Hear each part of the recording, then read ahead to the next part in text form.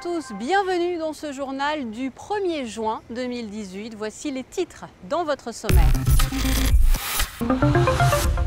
Il sera question des Monaco Globe Series du côté du Yacht Club de Monaco. Nous avions suivi il y a quelques semaines les épreuves écrites, place depuis le 1er juin aux épreuves orales du concours de langue monégasque. Autre événement phare cette semaine, l'E-Health Monaco en présence du souverain. Notre invité du week-end participait d'ailleurs à cet événement. Il s'agit du professeur Halim Louis Benabid. Partons en mer pour débuter puisque dimanche sera lancée la première course offshore IMOCA autour de la Méditerranée. Les Monaco Globe Series, Malizia 2 prendra part à cette course avec à son bord Pierre Casiraghi et Boris Herman. Coup d'œil signé Émilie Rousseau. Ils s'appellent Éric Perron, Alain Gauthier, Arthur Hubert ou encore Alexia Barrier. Ils ont déjà marqué de leur empreinte les plus belles régates à travers le monde et s'apprêtent à participer au Monaco Globe Series. Il s'agit de la première étape du nouveau championnat IMOCA qui sera lancé dimanche. Une étape à plusieurs enjeux. Le circuit Globe Series, il y a deux enjeux. Le premier enjeu, c'est le titre de champion du monde de course océanique. Et donc à chaque étape, les skippers vont marquer un certain nombre de points. Et le deuxième enjeu, c'est de se qualifier et de se sélectionner pour le Vendée Globe, qui est la course principale de notre championnat. Et donc effectivement, en fonction de leur assiduité et de la qualité de leur navigation, les skippers vont pouvoir se sélectionner pour cette grande course. Une participation au Vendée Globe est un des objectifs du Team Malizia 2. Le monocoque du Yacht Club de Monaco fait partie des engagés de la première édition des Monaco Globe Series. Une épreuve en double, sans escale et sans assistance, dont le tracé vient saluer les parcours les plus emblématiques de Méditerranée. La Méditerranée est très particulière pour nous, pas évident de naviguer ici parce qu'il y a beaucoup d'effets de côtier, le vent très particulier dans les différents endroits. Et cette course fait un énorme triangle en partant de Monaco vers Sicile, donc devant Palerme, on fait demi-tour autour d'une bouée, donc on ne s'arrête pas pendant cette course, mais on fait demi-tour autour d'une bouée, on va au Baléares et retour Monaco, donc une triangle, la plus grande triangle qu'on peut imaginer en Méditerranée. Boris Herman fera équipe avec Pierre Casiraghi à bord du Malizia 2, l'un des 3 foilers au départ de cette course d'IMOCA. Je pense que c'est fantastique parce que c'est vraiment des bateaux uniques au monde et on a la chance de les avoir ici. Donc c'est une première pour nous, donc c'est vraiment génial. On n'est que 2 à bord, donc c'est des bateaux qui sont assez grands et d'avoir que 2 membres d'équipage à bord, c'est assez particulier. Et puis c'est des bateaux qui ont des foils, la plupart, donc c'est des bateaux qui vont très vite en fait, donc c'est ça qui est assez impressionnant. Et avant le départ, le Team Malizia 2 a pu compter sur le soutien des élèves de l'école des Révoirs qui sont venus visiter le monocoque. Ensemble, ils ont également partagé un moment privilégié avec les 2 skippers qu'ils encourageront dès dimanche. La langue monégasque occupe encore aujourd'hui une place très importante en principauté. La preuve, elle est d'ailleurs enseignée dans les établissements scolaires et chaque année, la mairie organise un grand concours. Au mois de mai se déroulaient les épreuves écrites de ce concours et depuis vendredi 1er juin, les élèves passent leurs oraux au cœur de la mairie où se trouvait également Alexandra Pani. A construction da forteza onde accueille au Palace du Principe. Ils étaient 7 élèves de seconde ce matin à ouvrir cette épreuve orale du traditionnel concours de monégasque. Jusqu'à mercredi, les différentes classes du CM2 jusqu'à la première se succéderont ici à la mairie. Les terminales, compte tenu de leur emploi du temps bien chargé, sont eux exemptés d'oral. Ils étaient 1231 élèves à passer les épreuves écrites du concours. Seuls 75 ont réussi à atteindre l'étape supérieure et se sont souvent déshabitués. C'est assez similaire aux autres années, mais c'est toujours surprenant les questions que l'on a et il faut se préparer pour pouvoir réussir comme à chaque année. Ça varie selon les textes, et il y a vraiment des textes qui étudient, comme j'ai dit, nos traditions, donc ça revient à du vocabulaire assez ancien qu'avaient nos grands-parents, etc. Ou alors vraiment un vocabulaire qu'on peut utiliser maintenant en parlant tous les jours. Toi, qu'est-ce qui te plaît justement dans ce concours et cette langue monégasque? C'est vraiment les traditions monégasques que l'on revoit parce que je suis monégasque et c'est ça qui me plaît dans le monégasque, vraiment revoir d'où vient mon pays. L'imperator Federico I Barbarossa riconosceva l'autorità da Repubblica de Genova su tutta Costa Ligure da Porto Venere fin a Monego. Je ne connais pas forcément toutes les traditions monégasques. Et toutes les années, on apprend des nouvelles choses, donc c'est vraiment ce que j'aime. 5 membres du jury pour évaluer les compétences de chacun. Lecture d'un texte en monégasque, traduction et discussion. C'est la mairie de Monaco qui a souhaité instaurer en 1981 ce concours autour de la langue, de la culture et de l'histoire monégasque. C'est bien, ça les intéresse, bon, ils se sentent concernés. Puis il y a quand même la partie aussi histoire de Monaco, ça c'est important, absolument. Résultat du concours le 18 juin prochain. Et l'actualité monégasque se développe aussi sous forme de brèves, les voici. Comme chaque année, la fête de Dieu a été célébrée solennellement ce jeudi à la cathédrale, animée par la maîtrise et les petits chanteurs de Monaco. Une procession du Saint-Sacrement a eu lieu dans les rues du Rocher. Tous les ordres religieux et de chevalerie ont été représentés et ont pris part à cette procession menée par les pénitents de la vénérable archiconfrérie de la Miséricorde.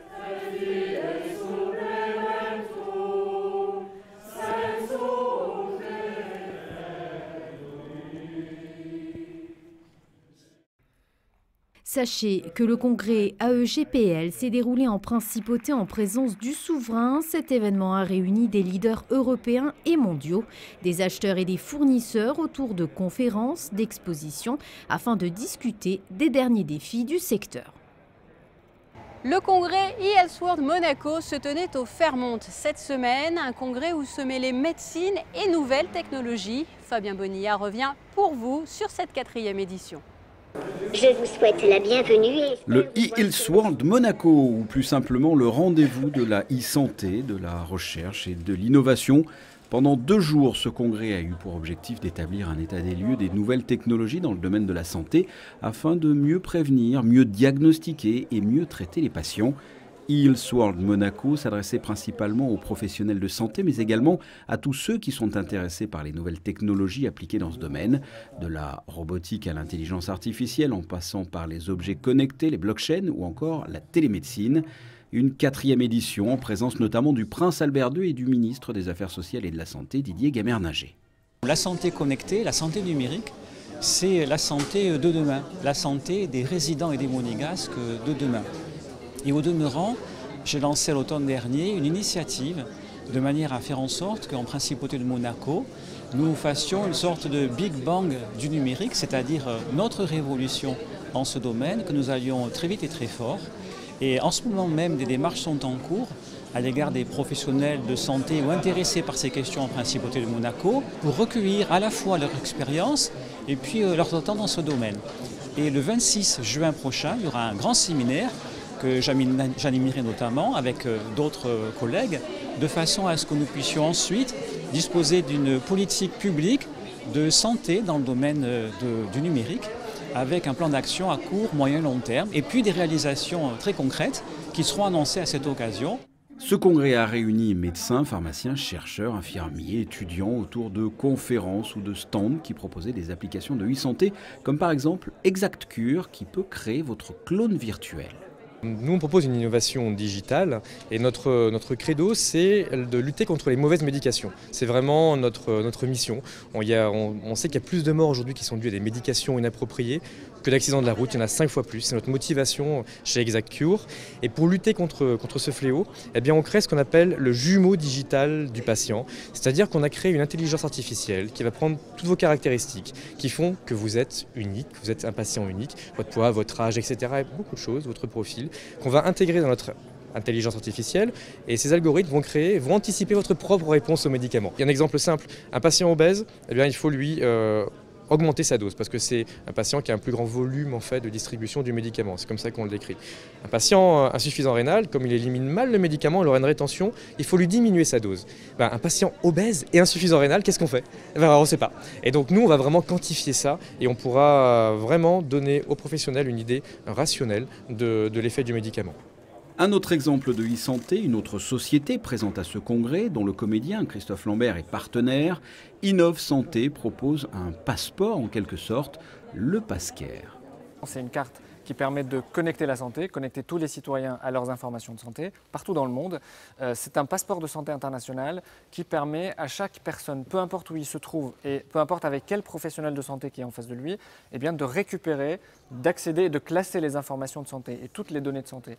Peu importe encore une fois quelles données, quelles informations, imagerie, examen biologique, antécédents historiques. On utilise une technologie extrêmement puissante qui s'appelle la blockchain, que vous avez peut-être, dont vous avez entendu parler dans les systèmes financiers, qui permet de décentraliser l'information. Là, on l'a réinventé pour permettre justement à l'individu de prendre le pouvoir sur sa santé.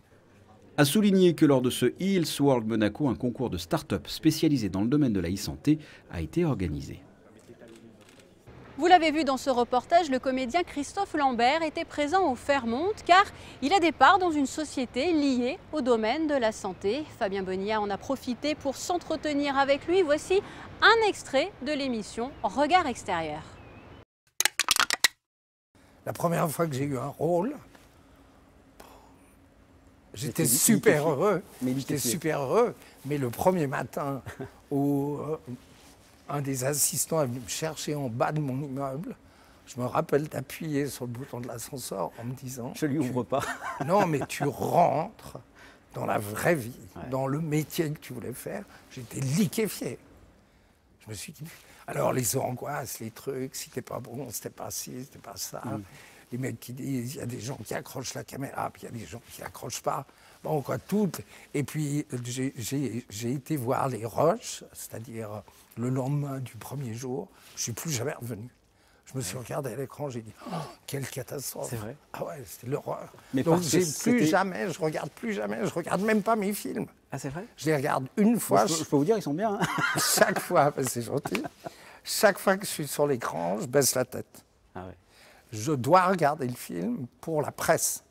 Parce que d'un scénario vous parler, à un film fini, il peut se passer beaucoup de choses. Bien sûr. Donc, mais chaque fois que je suis sur l'écran, c'est une torture. Je baisse la tête. C'est pas une torture, mais j'ai pas envie de me voir. C'est pas moi que ça concerne. Sachez d'ailleurs que 2 films avec Christophe Lambert sortiront au début de l'automne, mais en attendant, vous pourrez bien sûr très prochainement découvrir votre émission Regard extérieur avec le comédien. Je vous propose à présent de reparler à nouveau du eHealth World Monaco avec notre invité du week-end, le professeur Halim Louis Benabid.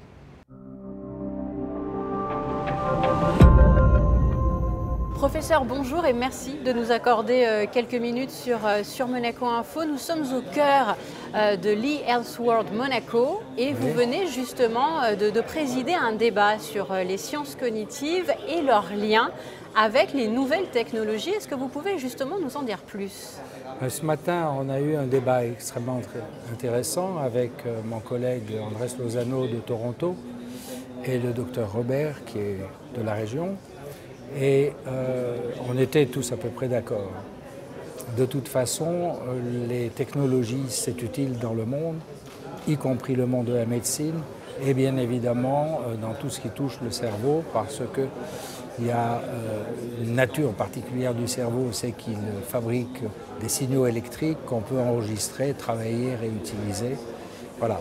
Et que le cerveau lui-même, on peut mettre des électrodes pour éventuellement modifier un comportement anormal dans certains endroits. Ça ne modifie pas le comportement, on corrige des anomalies qui font que les malades ont des symptômes comme des tremblements. Voilà. Donc plus il y aura de technologies qui vont venir, qui vont apporter des solutions de plus en plus efficaces, de plus en plus adaptées, plus on s'en réjouira. Solutions efficaces notamment en ce qui concerne les maladies de Parkinson ou d'Alzheimer? Tout à fait. Alors, maladie de Parkinson, j'ai eu la chance de découvrir un phénomène il y a maintenant, c'est en 87, donc ça fait 30 ans, qui a été transformé en une technique d'implantation qui marche bien. Il y a plus de 200 000 malades dans le monde qui ont été opérés et tout le monde en est content. Qui a des avantages certains dans la mesure où ça supprime les symptômes, mais un inconvénient majeur quand même, c'est que quand on arrête la stimulation, puis c'est une stimulation continue, quand on arrête la stimulation, les symptômes réapparaissent et on s'aperçoit même que la maladie a continué à évoluer. Donc là, le problème, ici comme ailleurs, c'est de se dire qu'est-ce qu'on va pouvoir faire, qu'est-ce qu'on peut trouver qui permettrait non seulement de supprimer à l'instant les symptômes, mais aussi de ralentir, voire pourquoi pas d'arrêter la progression de la maladie. C'est ce qu'on est en train de faire avec une nouvelle technologie aussi. Donc l'importance de la technologie dans ce que l'on fait est capitale, parce que c'est elle qui nous apporte les solutions, les outils. Qu'est-ce qu'on entend justement par nouvelle technologie? Un robot est à proximité de nous. Est-ce que justement ce type de robots font partie de ces nouvelles technologies? Tout à fait, en particulier dans mon laboratoire, puisqu'on a dit cette semaine, annoncé qu'on avait réalisé un exosquelette robot pour mobiliser un tétraplégique qui commande lui-même ce robot avec 2 implants cérébraux. Et c'est quelque chose qui est tout à fait au cœur des... Il y a beaucoup de travail qui reste à faire, mais c'est la première fois que de cette façon, on fait bouger de façon autonome, sans qu'il y ait un fil, un ingénieur et tout derrière, un malade qui était jusque-là cloué au lit, avec la perspective que grâce au progrès des technologies, on aboutisse à des robots de plus en plus utiles. Ces nouvelles technologies permettent-elles aussi le développement de ce qu'on appelle la e-médecine? Oui, alors c'est toujours la même chose. Quand on donne un nom, il faut savoir ce qu'il y a dedans. Ouais. Si ça signifie la médecine électronique et que ça englobe tout ce qui a trait, oui, globalement, c'est positif. Et là, je trouve que ce congrès est tout à fait représentatif. Moi, j'ai pris beaucoup de plaisir à y assister, parce qu'on s'aperçoit que dans tous les domaines, des domaines qu'on n'imaginait pas, eh bien, il y a des gens qui ont des idées et qui développent soit des choses très compliquées, soit des choses très simples, et qui globalement font avancer la médecine. Avant, il y avait le stéthoscope et le marteau à réflexe, et puis le bistouri pour les chirurgiens. Maintenant, il y a un petit peu mieux. Vous avez au début de cet entretien notamment cité un spécialiste qui venait de Toronto, donc c'est un rendez-vous très international. Est-ce que vous avez aussi justement le sentiment que ces nouvelles technologies touchent finalement tous les pays, ou quasiment? Je dirais qu'elles touchent tous les pays qui peuvent se les offrir. Mais globalement, ça devient de plus en plus important parce que en particulier tout ce qui traite le signal, les smartphones, etc., sont de moins en moins chers, de plus en plus puissants. Et dans cette e-médecine, il y avait quelqu'un qui m'a montré justement un système de simulation pour regarder quelle est l'efficacité d'un médicament comprimé qu'il prend, et ça lui permet d'ajuster ses doses. Donc c'est beaucoup plus accessible, beaucoup moins cher qu'un robot, mais très utile. Donc on va vers ça et ça sera au bénéfice des patients. Il faut toujours que tout soit au bénéfice des patients. Et à ce moment-là, il n'y a pas de problème. Alors, professeur, ce congrès se termine cette semaine. Il a permis de dresser un état des lieux concernant justement ces nouvelles technologies. C'est un état des lieux positif, j'allais dire. Ah oui, très très positif. De mon point de vue en particulier, peut-être parce que je n'étais pas tout à fait au courant de tout ce qui se faisait. Et ça permet comme ça d'avoir une mise à jour de mes connaissances. Et je suis d'un naturel optimiste et puis toujours un peu émerveillé par les technologies. Là, je suis très content de ce que j'ai vu ici et d'y avoir participé, d'avoir rencontré des jeunes qui créent des start-up, et pas des start-up pour faire joujou comme ça, mais parce qu'elles répondent toutes à un problème du moment. Et on va avoir un éventail de solutions. Et le terme de start-up est un terme que l'on entend de plus en plus, y compris bien sûr sur le territoire monégasque. Une toute dernière question à présent, professeur, peut-être un peu plus personnelle, parce que votre nom est très souvent associé au prix Nobel de médecine. Est-ce que vous pouvez justement nous glisser quelques mots à ce sujet pour clore cet entretien? Écoutez, c'est très flatteur. Il vaut mieux se faire traiter de possible prix Nobel que d'autres choses. Cela dit, c'est comme beaucoup d'autres prix, des nominations qu'on fait. Il y a des gens qui disent tiens, celui-là, il pourrait l'avoir. Puis ensuite, il y a un jury qui décide. Alors, comme on dit, il y en a beaucoup qui sont appelés, il y en a peu qui sont élus. J'ai déjà eu le prix Lasker, qu'on appelle le prix Nobel américain. Très prestigieux aussi. aussi. J'ai eu le prix Breakthrough, qui est aussi un... Donc, de ce côté-là, on ne peut pas dire que je sois frustré. Mais ça fait plaisir d'entendre des gens comme vous penser qu'éventuellement je pourrais le mériter. Alors je ne l'attends pas. Si on me le propose, je vous jure que je ne le refuserai pas. J'imagine. Voilà. Mais je suis très soft là-dessus. Bon, écoutez, en tout cas, merci beaucoup. Merci pour cet entretien qui nous a éclairé sur bien des points. Merci. Merci. Voilà pour cet entretien et vous l'aurez compris, nous suivrons de très près les futures annonces liées au prix Nobel de médecine. Passons à présent à vos prévisions météo.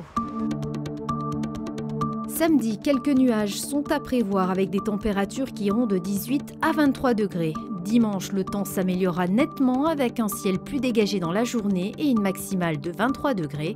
Lundi, la pluie sera de retour en principauté avec un thermomètre allant de 18 à 22 degrés.